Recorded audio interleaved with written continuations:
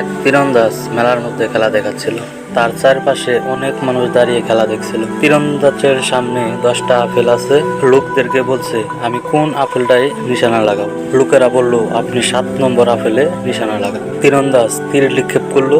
দেখা গেল 7 নম্বর আপেলটাই নিশানা লেগেছে। এভাবে সে 10টা আপেলেই তীর নিক্ষেপ করলো। অবাক করা বিষয় হলো, তার নিক্ষেপ করা তীরও একটাও লক্ষ্যভ্রষ্ট হয়নি।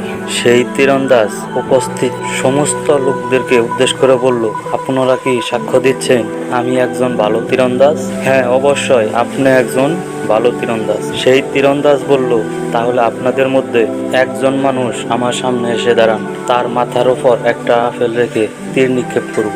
তার ওই প্রস্তাবে একজন মানুষও রাজি হলো না। যদি নিশানা ভুল হয়ে যায় তাহলে তো কেল্লা পচে।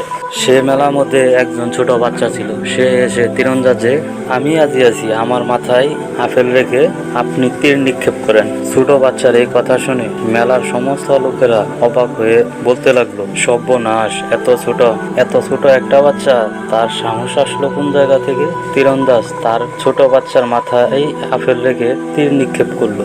দেখা গেল তীরটা আপেলেই লেগেছে। এই দৃশ্য দেখে তীরটা আপেলেই লেগেছে। সেই দৃশ্য দেখে মেলার সমস্ত লোকেরা তীরন্দাজকে আর বাচ্চাকে হওয়া দিয়ে বলতে লাগলো, এই মেলার এতগুলো মানুষ কেউ সাহস পেল না, এই ছোট বাচ্চা এত সাহস পেল কিভাবে? তীরন্দাজ বলল, শোনেন, আপনার প্রত্যেকে আমার প্রতি বিশ্বাস ছিল যে আমি তীর নিক্ষেপ করলে তীর লক্ষ্যভ্রষ্ট হবে না। তো আপনাদের কারো একিন ছিল না, ছোট বাচ্চাটার একিন ছিল, কারণ এ ছেলেটি আর কেউ না, ছেলেটি আমারই সন্তান। ছোটবেলা থেকেই তার মাথার উপর আপেল রেখে আমি এভাবে তীর নিক্ষেপ করি, তার কারণে তার দিলের মধ্যে একিন হয়ে গেছে।